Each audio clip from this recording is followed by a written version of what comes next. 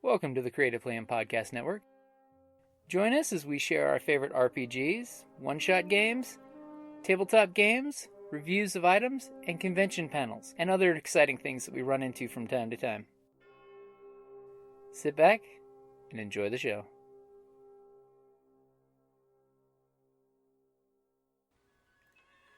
Hi, this is Kelly, aka Trixie from Ragnarok and Roll, a Scion to Ragnarok story, and Tilda Wimblewick from D&D Journey of the 5th Edition.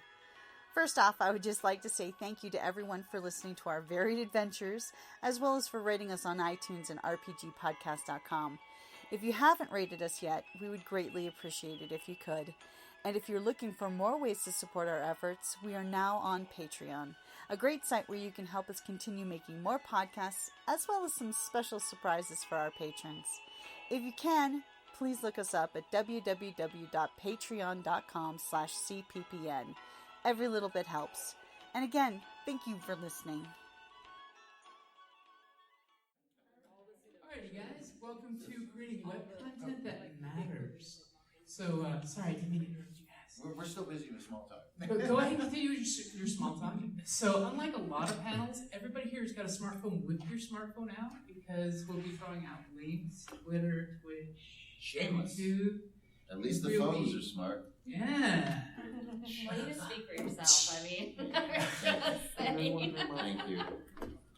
So, how's everybody doing RinCon so far? Woo! Yay! I'm gonna sit down. This is a nice panel, you can all sit down. And I've got amazing content creators here, because, every Sunday, laughing. So everybody, let's go down the line and introduce ourselves. You. Everybody ready? Twitter, Twitch, YouTube. You just go ahead, yeah. Hi, I'm Todd. I'm the creator of something called the Laughing Chronicles. We do a weekly Twitch broadcast or stream, whatever you want to call it, of a tabletop RPG that I wrote and designed. I learned very quickly this is not a one-man show. I might have created it, but if it weren't for my trusty team who's over here with me, these guys, they bring it to life, they give us the action, they make it fun. I just work here. I guess if we're self-promoting here, you can find me on Twitter and Instagram at Wheelhouse RPG, and that's the same handle on Twitch as well, so be sure to follow that. Great, like, subscribe, share, all that business. Thanks. Hello, I'm GloryHoundd, and I'm live host for Steve Jackson Games on their channel, and I review board games, I show board games. I also am the director and producer of my own channel, GloryHoundd.com, and we do board game podcasts, or videocast now actually, as well as Kickstarter, Videocasts. What else do we do? I mean, we do so much. I do writing for board games and editing rules, all sorts of stuff. But I really enjoy entertaining people, probably, and then talking about board games secondary, honestly. One time I got drunk with Steve Jackson. Did you? It was at PAX like 5 years ago, and Was he more it was like 10 a.m. Anyway, hey guys, I'm Brandish Gilhelm, Hanker Fernell, Ingrid Bernal. I have a few different names. I'm also known as Frog Boy, Lizard Boy. I am also known as the Bob Ross of RPGs. I do sort of a YouTube channel where I paint with a very calming voice in the morning, and then on the weekends I drink to unconsciousness live. And it's called Runehammer. That's how I wound up here. I'm sorry. Hello there, I'm Robert. And I'm Vanessa. We are late to the party. We're actually a local YouTube channel that focuses primarily on movie reviews, trailer reactions. We've also been competitors in Collider Video's Movie Trivia Schmodown, which is essentially movie channels or YouTube channels that compete against other channels in trivia, movie trivia, most importantly. And we also vlog. Yeah, we do a lot of vlogs, like movie locations, and then we go to other places like theme parks and vlog there. We've done a few Nightfall videos locally. We're going to Universal Studios and Not Scary Farm this coming weekend. So we get around just trying to go to those places that we couldn't afford to go to when we were younger. And then we film it and we put it on YouTube. So, yeah, actually, we're not paying for Not Scary Farm. They're bringing us in so YouTube channels can get you into places for free, like RinCon. So, but yeah, late to the party. You guys, you can like and subscribe. And you do the thing on our Facebook, Twitter, Tumblr, Instagram, and we have Stardust. All the social networking joints, you know where they are. That's it.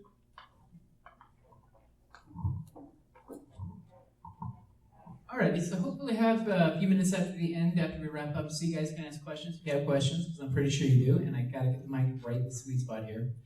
So pretty much for each of you guys, how did you get started? You know, what was the trials and tribulations of getting into the creating content on the web? We're supposed to be creating content on the web. I make this up as I go along. I've been a writer all my life, and at a certain point, I began to realize people don't read books anymore. So I decided that I actually wanted people to see the content I'm producing. I better create a web presence.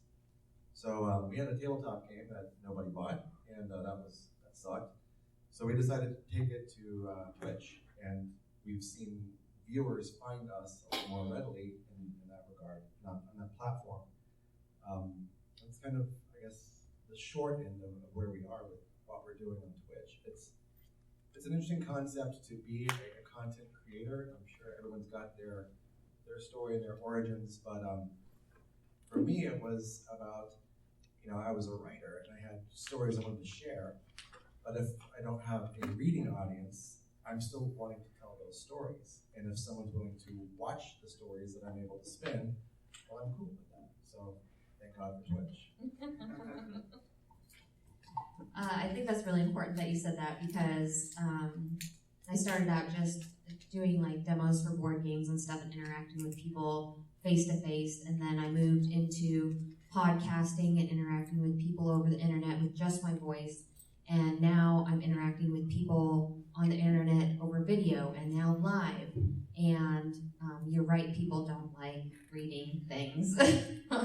And you know what? Only a minimal amount of people like podcasts. I mean, if you're taking like a really long drive in their car, maybe out to RinCon or something. So, but that is what really changed me and influenced me to move towards web content, was the fact that it is easier to reach people, and especially with board games, and the fact that if I tell you how something looks, you're going to get a certain description in your head, but it's not going to be as beautiful as if you see what I'm talking about, and the colors that I'm trying to give to you, or the story or the content, and seeing me out there in my face and bringing it to you with the passion of like my gestures as well as my voice. That's what really pushed me into creating web-based content. This is heavy shit. Well, I'm also props, because I'm also a writer, so I've got novels and things, but I don't know, social media, do the thing, whatever, look me up. So novels did pretty good and whatnot, but I actually got into YouTube because I didn't know that YouTube was a thing.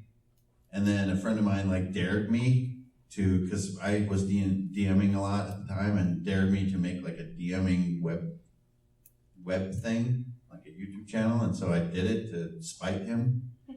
And then it sort of got going. And then I have one particular video where I sort of almost died on YouTube, and that became very popular.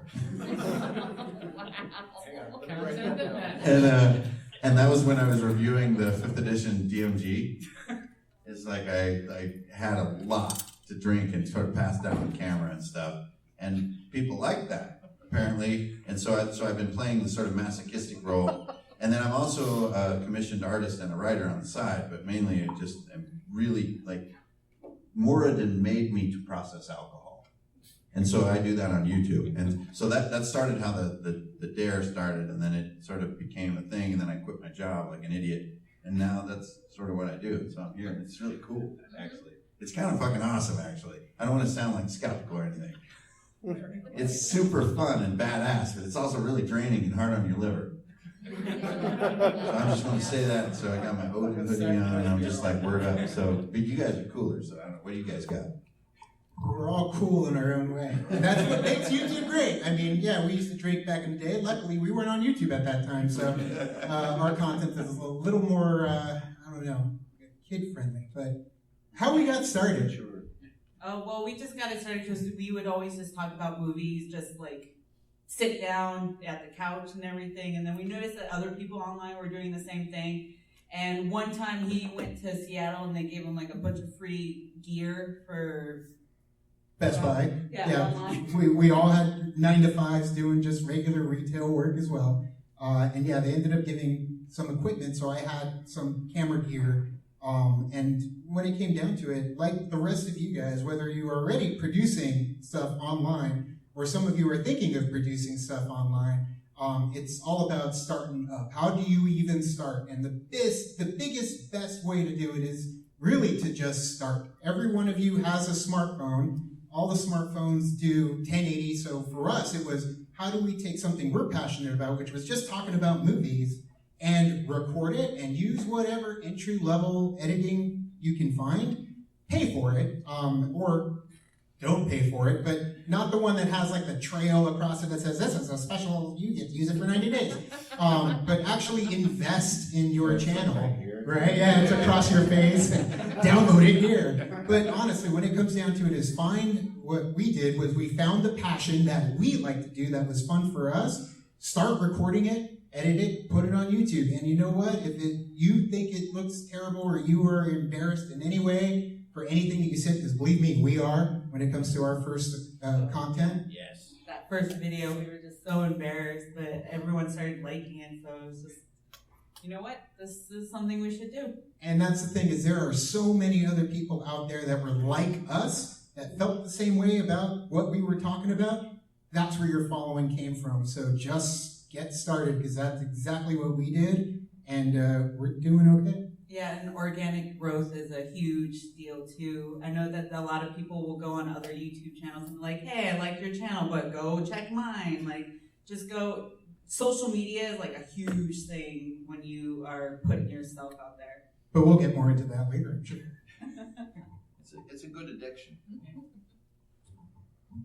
Yeah, I definitely got to agree with you guys. Do what you love, share it with folks. You will find your tribe out there on the internet, and they will like it as much as you do. But organic growth, I like that, because that's going to be my next question, is how to promote without spamming yourself all over somebody else's page. And by the way, my least favorite promotion is when you go and give someone a bad promotion and say, but listen to these folks. Don't push people down. Everybody should be rised up, not pushed down. So how do you like to promote yourself and grow organically? I'm gonna let them start. I've so far just learned to drink more. But Yeah, let's go the other way. You guys. Oh gosh, put me on like that. Okay, so essentially with organic growth and when it comes to promoting yourself, there are quite a few different ways you can go about doing that. Like she said, social networking is definitely one of the best entities, even though it is, garbage at times.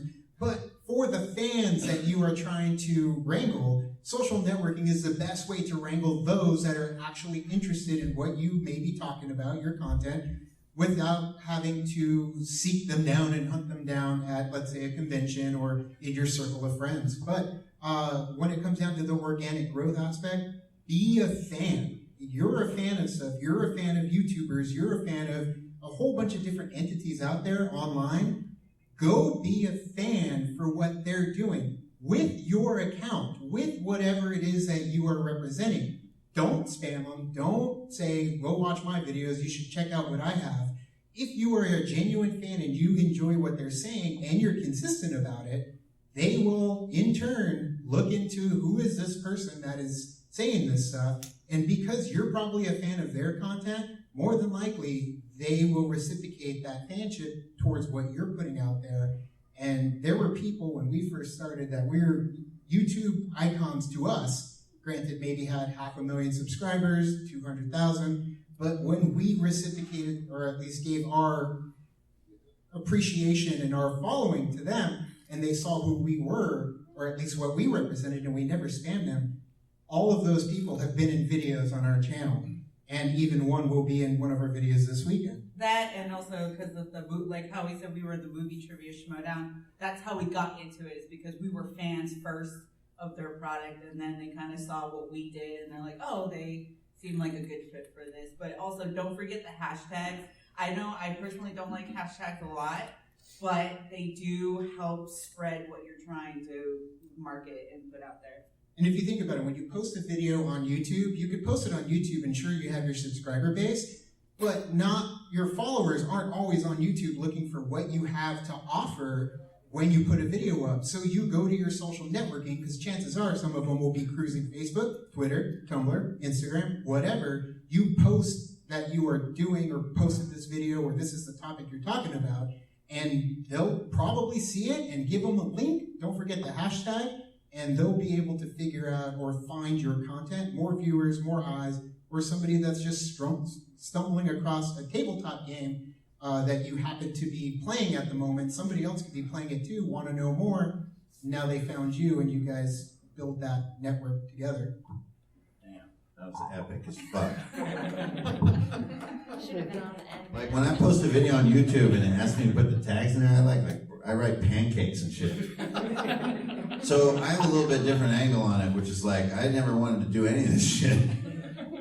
So I just believe in like this, what do you call it? It's like an extreme level of authenticity. So I love that what you guys said about being a fan. Like that's part of being authentic. Like if you're a big dork about some shit, then show me your Lego dildo or something. Oh shit. Is this a kid-friendly thing? Show me your Lego Darth Vader.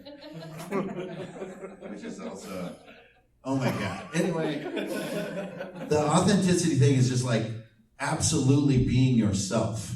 Because I do believe that in this era, this YouTube thing and people doing social media and the hashtags and all this stuff is super cool and it's all wonderful because it's opening business up to the nano level. And the nano level of business is finally how we're going to throw off the yoke of all these jerks who've been taking our money from us over the years. Hashtag Lennon. Not John Lennon, he was cool. But you know what I mean? Like we're gonna be ourselves and it's gonna form businesses. And for me, in my particularly weird case, being myself in a brutally honest way is what sort of snowballed my particularly weird little Runehammer world into existence. And I do think that it's tempting for young people right now to be making YouTube and making Instagram and stuff to do the thing, and I think the thing is not real. The thing is real people, individuals, and loving human beings for who they are, and loving ourselves for who we are, and like openly doing it makes things that other people want to see and feel. And at first for me it was an accident, so that's why I'm a little bit flippant with maybe how I sound and stuff, that I sound a little bit like it's an accident and I'm kind of being a jerk and I say like odd things. But for me it was a huge therapeutic exercise to totally be myself in front of n number of people, and that number of people did grow over time, and that's kind of cool, and it wound up being a business. But the business honestly is super boring and honestly annoying compared to the fun of exposing yourself to other people, not physically speaking, although, you know, if we want to go there, that's not off limits. But to truly be authentic on YouTube or any social media avenue that you choose, to truly be yourself in whatever form your dorkness takes, to go all the way and see how far it goes. And I think it's something that's becoming more common in society nowadays, and I'm really thankful for. In my day, I got beat up for liking the X-Men. Now you get beat up for not liking the X-Men. So like, shit's crazy. So I would just say totally 100, absolutely, no matter what happens, be yourself. And expose that honestly, and it's going to matter over time. It's weird that you say that, but I also use hashtag pancakes on all of my content as well. That's where all my peeps are I going. know, I mean, it's so weird. It's I gotta very switch odd. it up. I'm going waffles. Oh, dang it. I'm going waffles. Pancakes versus waffles, right now. That's the next question. That's right. I think picking the correct platform to interact with the people that you're trying to reach is really important, because for example, board games, if I go onto Twitch, there is not a huge following for board games, okay? Let me tell you. That's going to be more of YouTube and Facebook and stuff.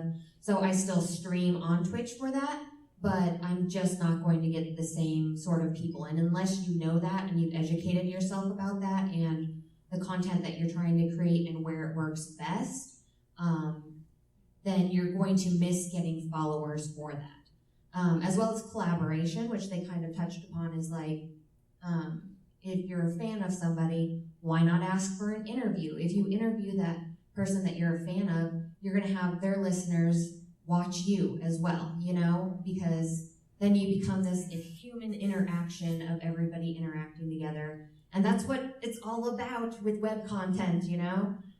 So definitely trying to get yourself out there and talk to the people doing the same thing that you're doing, getting tips from them, collaborating with them, and #pancakes. Wow, I'm realizing I'm sitting up here with a table of unicorns. It's incredible. Everyone up here is they're very successful. They've got some really cool things that they're doing. I feel like I'm kind of the odd man out, to be honest. I've been doing what I do for a very long time. What I do is personal. I don't work for anyone. I'm independent. I've created my own world, my own setting, my own game, my own everything. I own this stuff. Finding that audience has been nothing but an uphill battle. And if we're doing like an educational panel, it sounds like a lot of people are trying to offer some advice here. I don't really know what my advice would be because I don't care to share X-Men or Star Wars or to do the interview with somebody else. I'm making my own content. I don't have a whole lot of time to be your fan, even if I want to be. And that puts me in an interesting position because I want you to like my stuff, but it's difficult for me to take that time out of my content creation to like yours. So I'm all ears up here, man. This is great. I'm drinking and making pancakes tomorrow. Right. Damn shit. It's the podiverse. But yeah, I mean, as far as content creation and finding an audience, if you are that person that's looking at an independent creation and to be your own boss, I wish you the absolute best of luck because it's difficult. If you've got a publisher behind you, that's great. In this world today, finding that publisher, it's going to be tough. I can tell you, I've been there. Instead, you've got to simply love what you do, like you guys were saying, and hit the streets. Be at the conventions, be a face, find that crowd. And what I've discovered personally is that often my aspirations have always been very big because I feel like what I do is very cool. I've got something really great to offer. But finding the people to appreciate that is tough. It's very tough. I have found, however, that appreciating those smaller circles, there is truly value in that. So, don't overlook what little things might come your way as well. I'm your fan. We're going to talk about an interview shortly. I mean, like, sometime we're going to Skype something because we need to. I will be drunk. Belgian waffle. We'll need to be like cooking pancakes during the interview. Just make sure there's no accidents that we do. If there are accidents, it's going on YouTube. That's Move past the whole pancake. What other breakfast foods do you like? Bacon and eggs. All bacon. So this is a good one for leading into branding, like Broodhammer. Branding. What's the importance of branding for you guys? How did you find your brand and how are you getting it out there? Me? Yeah. Go for it. Well, I started as a channel called Drunkens and Dragons, and that's how I began. And then as I grew wildly out of control for reasons I'll never understand, there was a lot of kids and their parents who were watching me and getting a kick out of it and everything, because I do like terrain and dungeon mastering, and I was writing books and releasing novels and stuff and just like going off. Like, I don't like the term ADD, I call it ASS, which is attention surplus syndrome, rather than attention deficit disorder. I don't like that. I'm interested in a lot of things. Anyway, so as that grew, Drunkens and Dragons started to feel very insulting toward D&D, which I love, and I've played since I can basically had memories. And also, like, there were a lot of kids, and so things started changing, so I became RuneHammer. So the branding question is quite interesting, because a bunch of people were just like, what the hell? And I thought I was going to throw my whole YouTube YouTube doesn't make any money, by the way, it's all the other stuff. But I thought I was going to throw it all down the drain because I had to rebrand.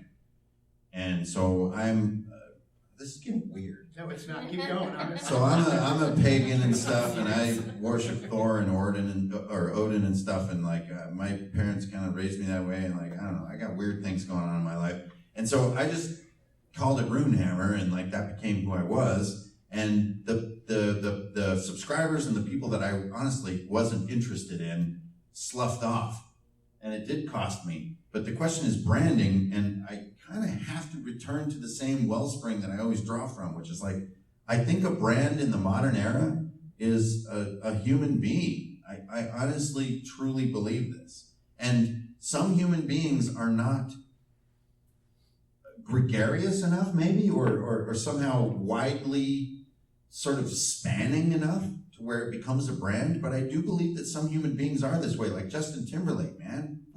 This dude's awesome. This is like some bi-curious type stuff. Or like, I know Harry Potter's fictional, but I'm thinking Justin Timberlake, Harry Potter, like, whoa, I'm feeling kind of weird right now.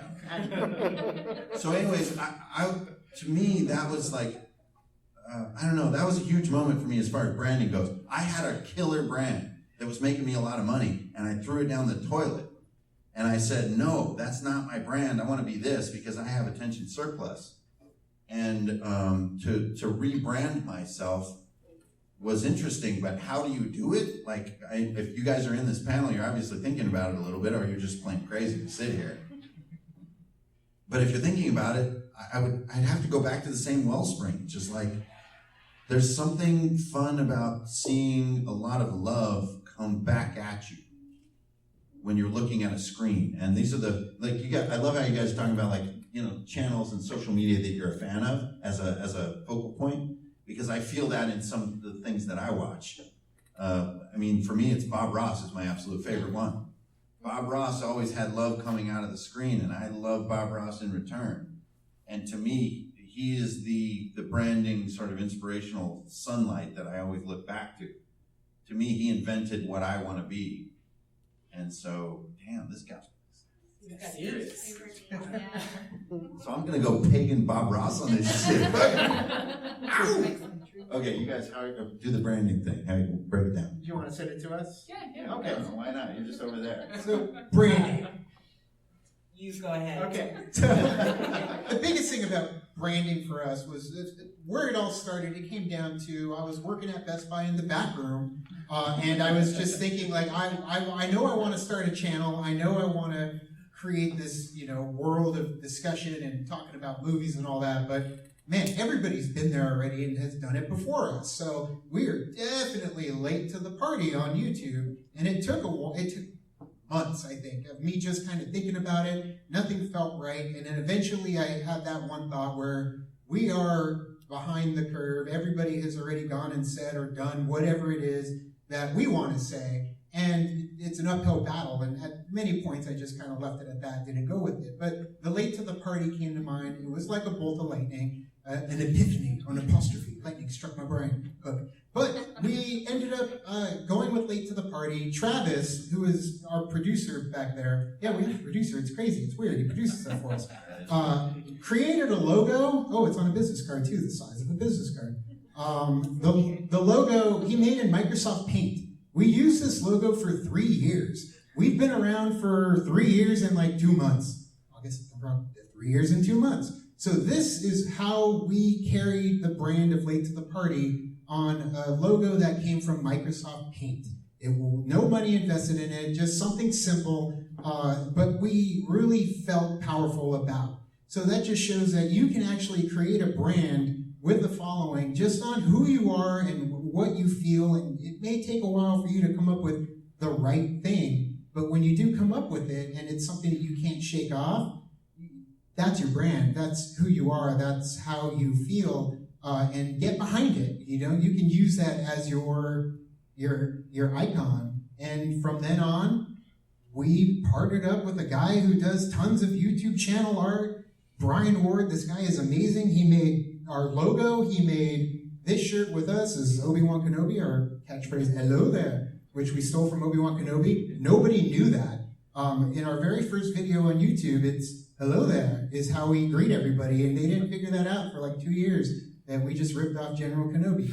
But it was something that was, it felt right for us. But whatever it is, your idiosyncrasies, your quotes, the things that you happen to say or do or feel all the time, that's your brand. Stick with it. Catchphrases come up, you end up saying the same thing over and over, and people start recognizing it, and they get behind that. At the drive-in. Pee-wee's Big Adventure. But you start quoting things in your videos, and all of a sudden it becomes a thing that people are willing to get behind, and it all can start with Microsoft Paint. And keep it simple, stupid. What is it?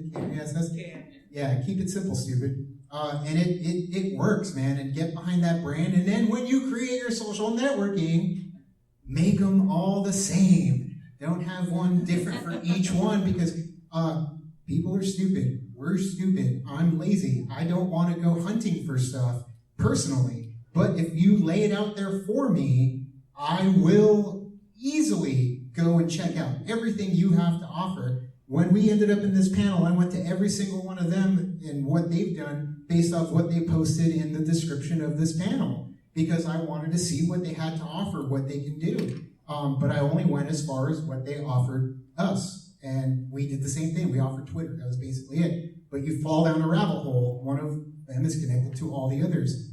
Stand behind your brand. Make them all similar, the same. And you can have a different style on each one, but make it all focused toward whatever it is you're trying to promote, whether it's creating games, writing, streaming, or YouTube videos of you laughing at movie trailers. Like when you met Arthur, right? Yeah, exactly. Well, yeah, I do think that branding, it truly is your authentic self, because it's what separates you from everybody else out there. I think that some people get stuck on, oh man, I really like this person and their content, what they do, and I'm going to try to mimic that, and that's not what you should be doing at all. You can like that person, what they do, and maybe you can take how they might go through things, but you cannot be that person. You cannot mimic them. You can't do the same thing. You can only do that special thing that you have inside of you, and you can give it out to people, and you're gonna find your troop of people that love you and that are going to help you along and stuff. But the brand starts with you, and then all the actual branding.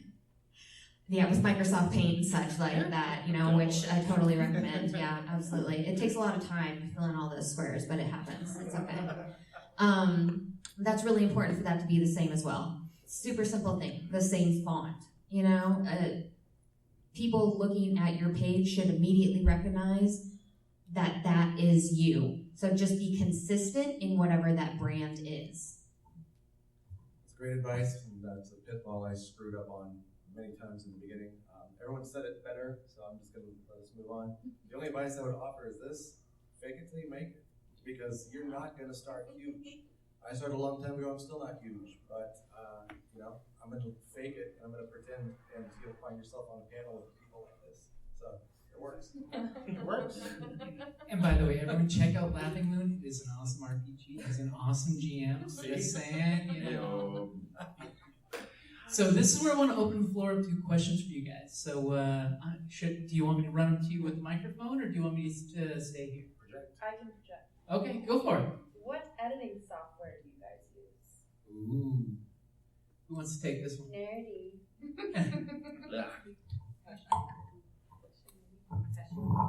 So it's funny because there's so many different editing software out there that you can do, but for us, we, again, keep it simple. So Yeah, we use Adobe Premiere Elements.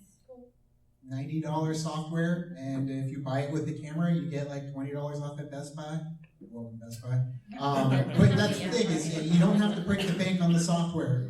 We were talking earlier with you guys about just jumping in with entry level, as long as it's paid for and you don't have that thing across your face. Go for whatever is cheapest to help build up, and then you can invest on something better later on, but keep it simple. I have a fun story on that question. Cool question. I worked for Red Bull and Marlboro back in the early 2000s as a video editor, and we had all kinds of dope shit. And you don't need all that stuff. So I use Premiere 2, and like I barely even use it. It's the instinct, I think, is what's key. It's like knowing to cut out when you say Trim the hedges.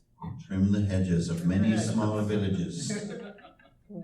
I just don't say I'm just saying. Dang. I'm just saying. You don't need that. Boom! That's Done. what's up. No? You just got from laughing to talking.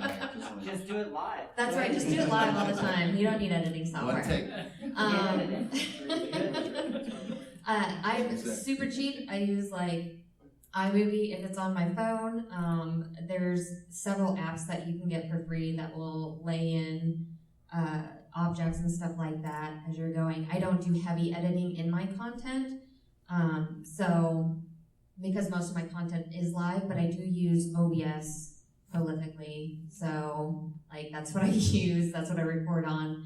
And I'm just so good. I don't say sorry. And for those of you that want to do podcasts, I recommend Audacity because it's free. Oh, yes. And it's really good editing for audio. Yeah. It's also handy as a personal property. Yeah. So that was a great question. Thank you. Anybody else? How do you deal with keeping your personal information to yourself? Oh, keeping our personal stuff personal. That's a hard one. Who wants to take off with this one? First off, never use your home address. You know, P.O. boxes, okay, so if you're going to be sending out stuff and everything, make sure to use a P.O. box. I also personally have my brand name, which is GloryHoundd, and then I have a name that I give people, and then I have my real name. So I don't like people being able to reach my personal stuff, and if anybody does find me on Facebook or something like that, on any specific account that I don't want them on, I just direct them to a page that I am friendlier with them to follow. But it is very, very hard to get around, especially being a female with web content out there. I always stress making sure that you don't give out your real address, real name, stuff like that. And it seems like that would be a known thing, but people are really trusting out there, so. I definitely do the P.O. box. Yeah. You gotta do the P.O. box. That's like a starter tip for doing a social business type thing. And also multiple pseudonyms. I do that too. So I'm Brandish Gilhelm, I'm Hankrin Fernell, I'm Ingrid Bernal. Just different characters. But I have a funny story on that one, which is like all these safeguards you can do, which like don't release your stuff, and like even on Facebook, you're never yourself and all this. It's kind of like getting divorced, actually. But that aside, there's a funny story there, which is like with my authenticity thing, is that I used to do this stream called Nice to Meet You, and I would get mead, like lots of it, like honey wine, and I would drink a lot of it. And I had one stream that I like sort of passed out.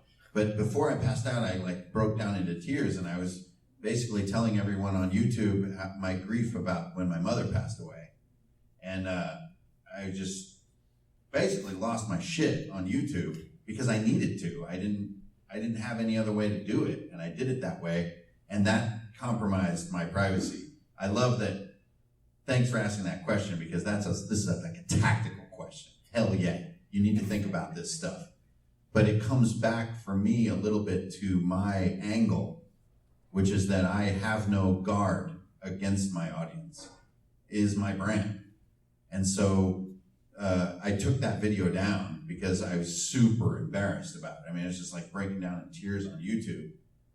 Super duper embarrassed. I'm like a tough ass dude, right? Check me out. Pretty tough.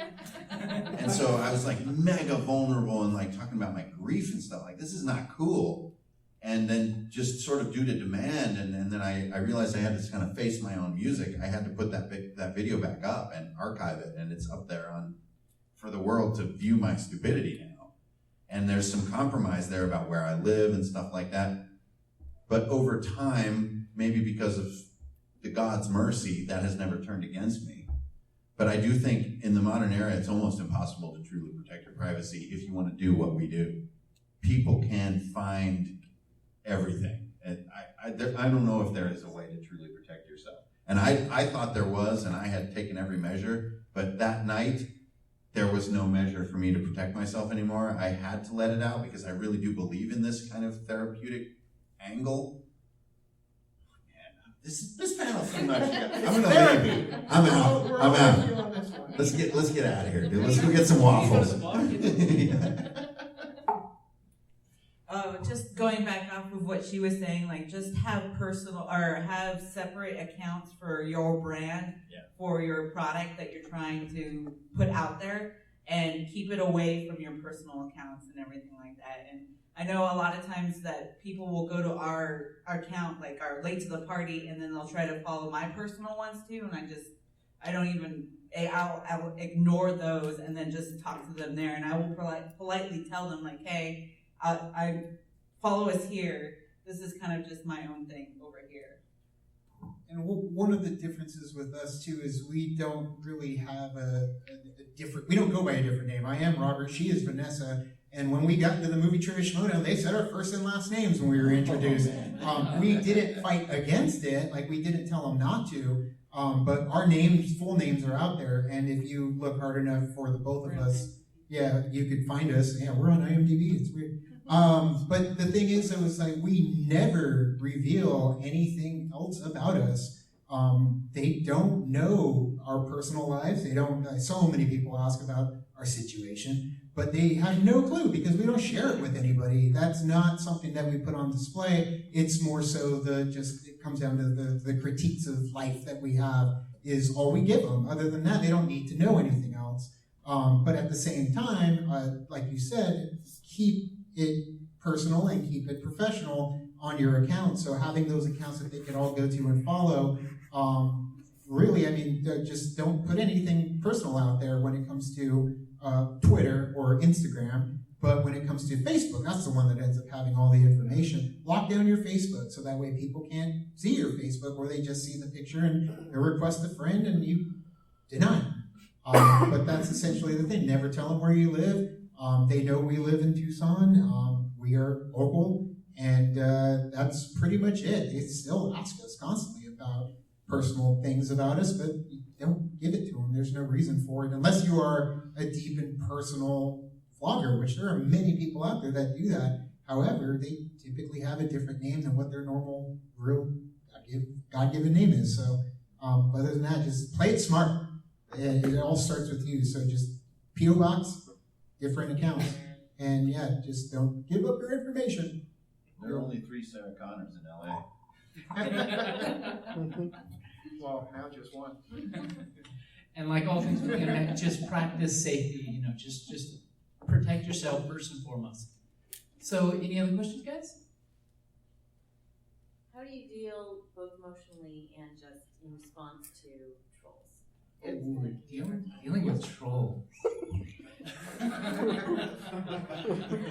I have a pretty staunch rule personally, and with my group as well. My motto is don't feed the trolls. Trolls want a response. That's all they want. They want to say something offensive, something maybe personal, and all they want is to elicit some reaction from you. If you don't feed the trolls, they will go away. And there are ways to make them go away.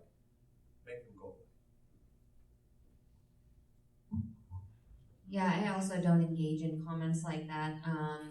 And sometimes, you have to end up blocking people and stuff like that if it gets too intense where they're harassing other people and stuff like that. But yeah, I totally agree. Don't feed the trolls. Don't comment on their stuff.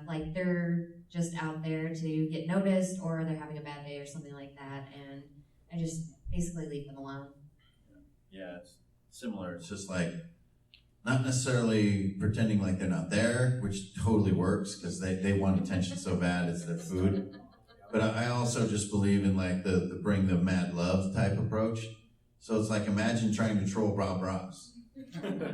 We have all the answers we need right there. It's the WWBRD. What would Bob Ross do? He just put a nice little river in there. Yeah. And then he'd be like, hey, thanks for watching.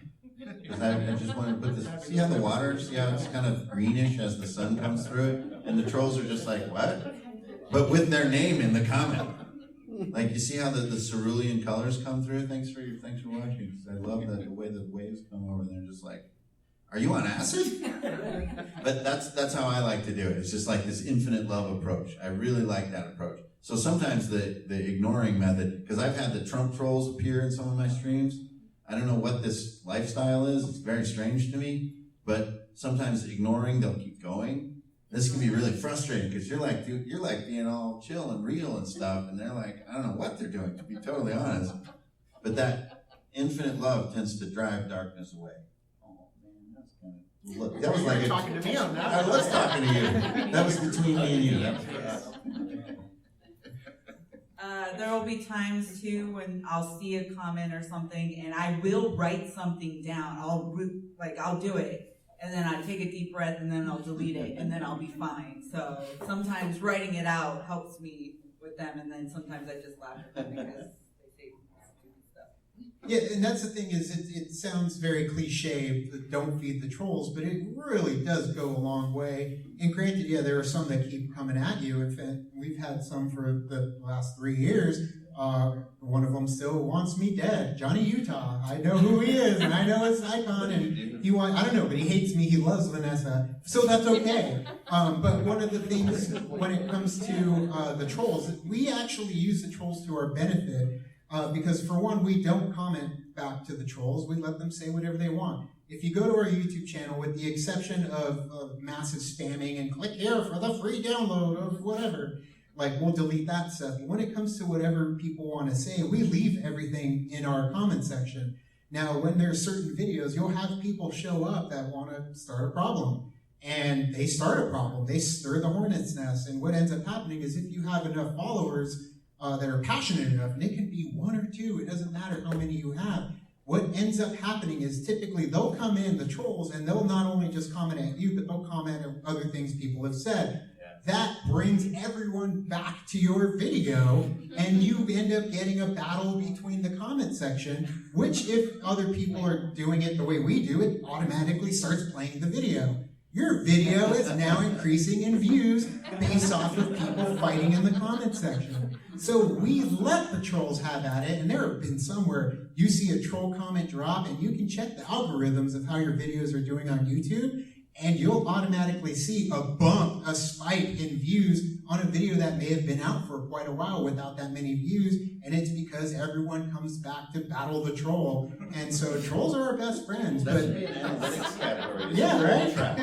Yeah, and it definitely does help, because a lot of people will come back and defend you. You'll have people that feel for you and will defend you, and that stupid Johnny Utah guy who wants me dead. Other people still come in and say, dude, what's your problem? And I wanted to say that, but they all say it as well. They'll argue, and then he vanishes for a month and then shows up again. But that's the thing, is like, embrace the troll traffic, because it does end up helping you, and just, it does suck sometimes. You get some pretty awful, horrible things that people say, but you just have to really get good at not taking it personally and letting it just fester at the bottom, because it does typically now fall to the bottom, and if people find it, they battle it out, and you get the views. So yeah, don't let it get to you.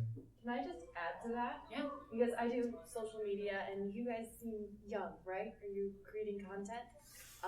In your case, being, younger, less mature, not on you, other people, I would delete the comments. Don't ever feed them. Oh, I'm talking there.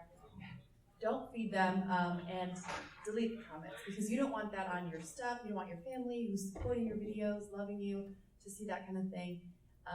And if you need to, you can block comments. Like a lot of Instagram, or not Instagram, but Twitch, Twitter, famous people, you can turn off comments. YouTube, you can turn off comments if they're bad. If you are dealing with legitimate trolls and they're being mean, and that does happen sometimes. I think it's one thing for content creators, that's cool, let the fans battle it out. For a young creator, absolutely, it's a toxic environment you don't. Yeah. It's something you don't need to deal with. If you're just making something that you love, that's a rabbit hole you don't want to go down. Don't deal with trolls, just block them, delete them. And as a parent for any content creators, on YouTube, you are capable of tagging certain words in the system, so that way the second that somebody says a word that you have created in this list of words, they automatically do not go to your channel and the comment automatically gets blocked.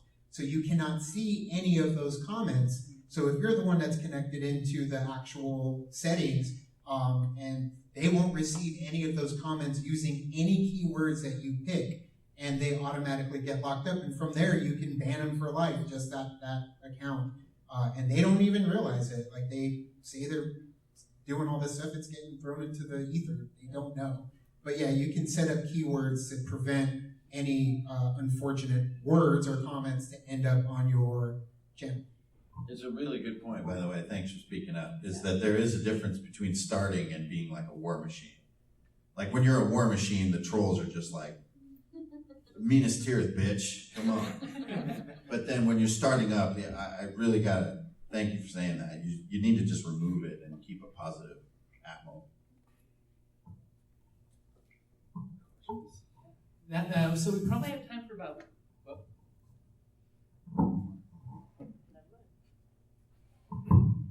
Testing. Okay, we have probably time for about one more question.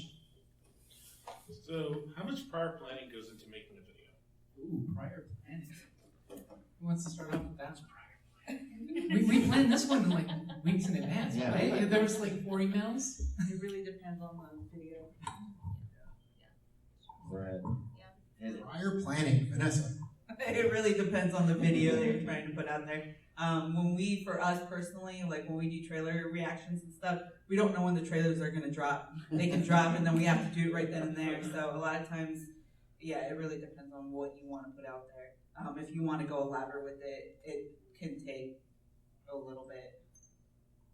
So when we do vlogging, honestly, you never can really plan for what it is that you're gonna go do.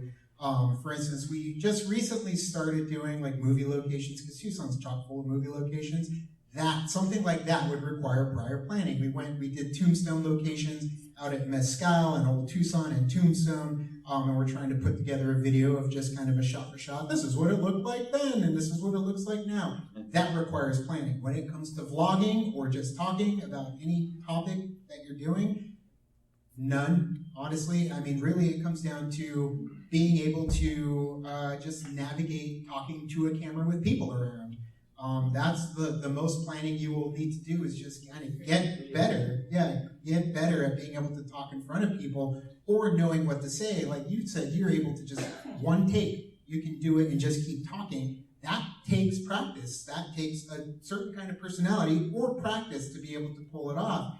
And it doesn't come easy. In fact, our first video that we created when we went to Nightfall at Old Tucson, there is a moment in the video that Travis left in, jerk, that I pull out the camera and I'm like, now we're here at, I don't know where we are. And I just bring the camera down. Like, it was a moment of embarrassment. I didn't know what to say. Hello, I didn't know what we Virginia. were doing. That's where I was born, Virginia. But I didn't know what to say at all. And it felt like I was in front of people. I felt weird and awkward.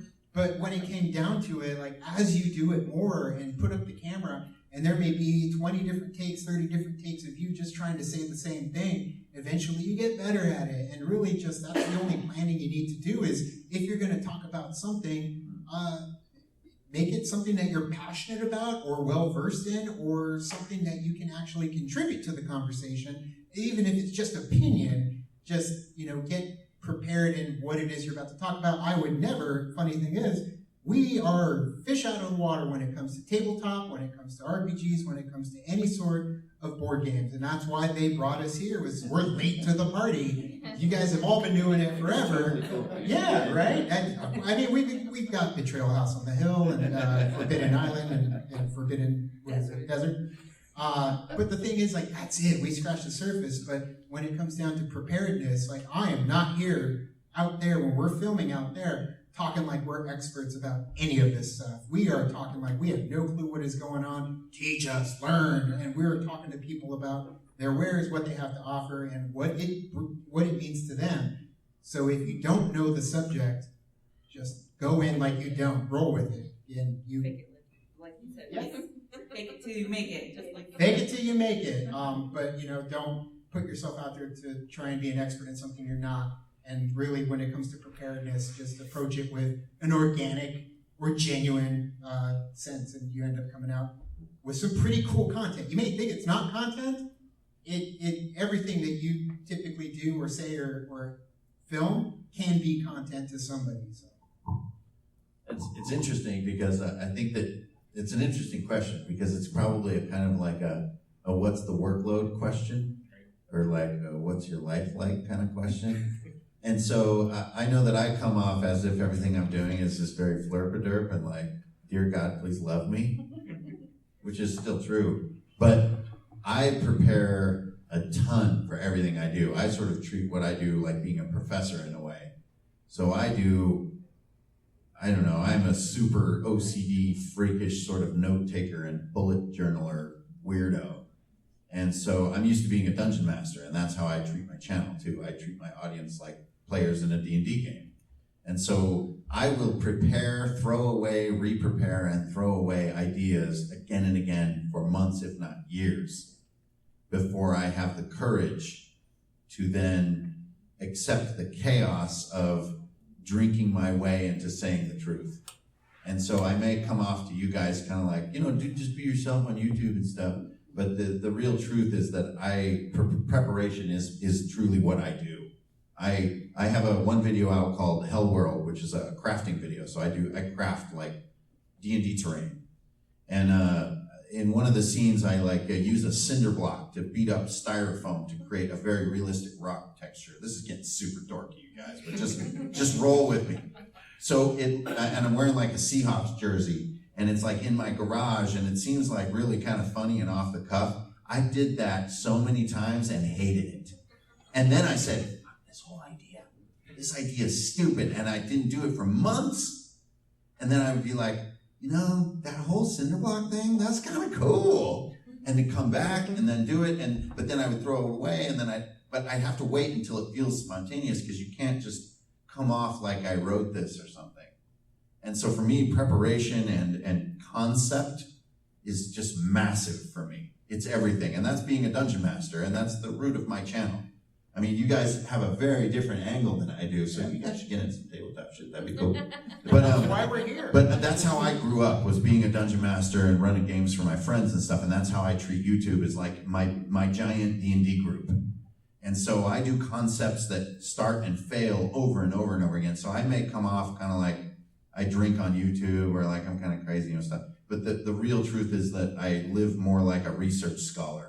I like constantly read and do notes and bullets and reject it and try again and make it again, especially for my podcast, where I'm mega anal and OCD about it, so that I can make 30 minutes of like super jam-packed, like intellectual mega bomb.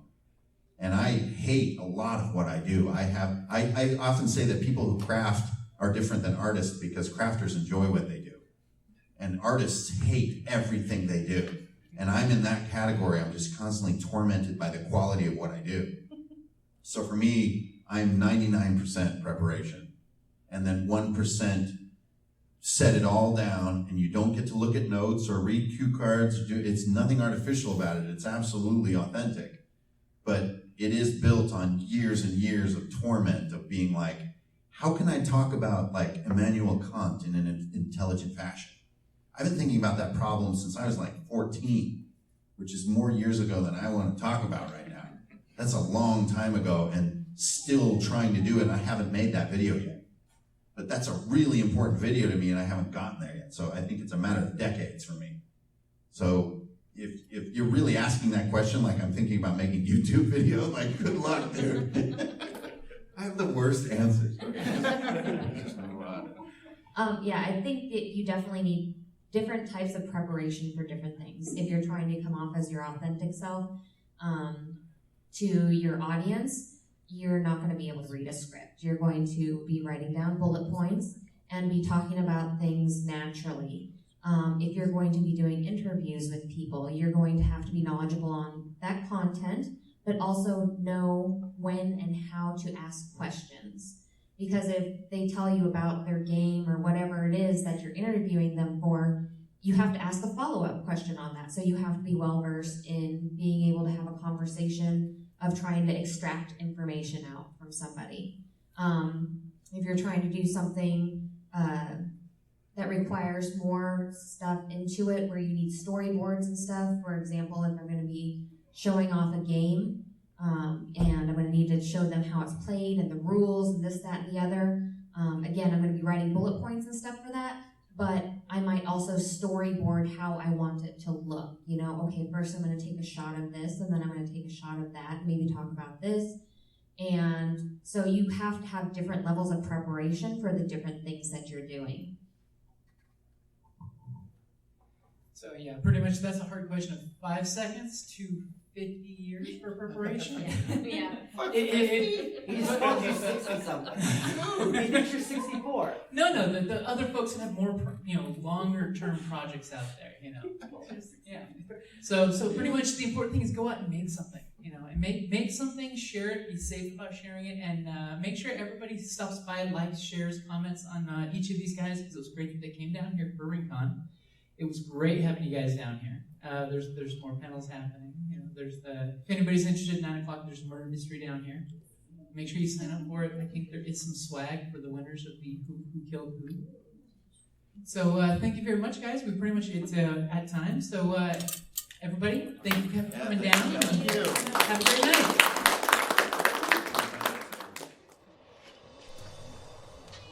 On the battlefield, I'm a warrior, ready to kill or be killed.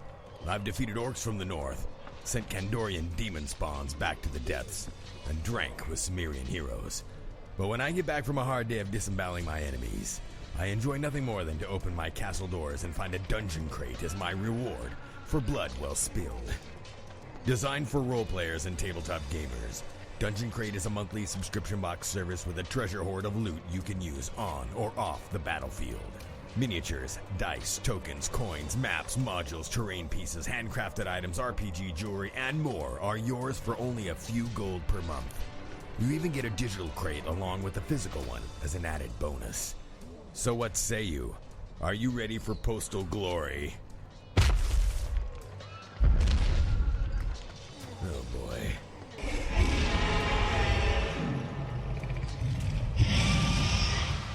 DungeonCrate.com. Let the adventure begin!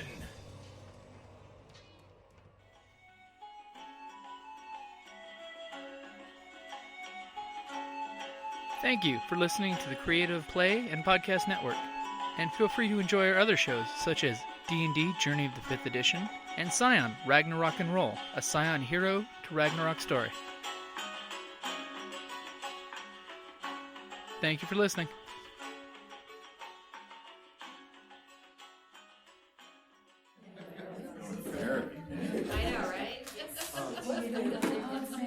Always. Are you kidding? I always need a hug.